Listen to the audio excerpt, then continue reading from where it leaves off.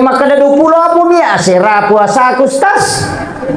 Tunara malak dia naga nata 20. Iya na tunang katau pandita pahadesa maka dah iya ko kurangi puasa aja na to manre na to loma lepa itu terhitung 1 hari puasa.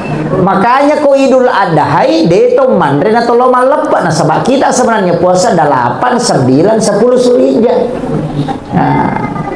Ya ko ganai puasa manre ki na loma lepa. Karena tidak makan sebelum lebaran itu dihitung 1 hari puasa menurut ulama hadis.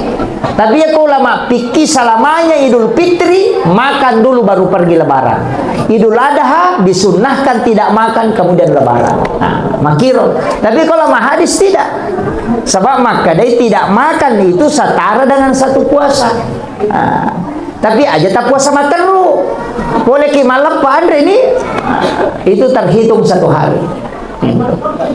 Tapahan ini saya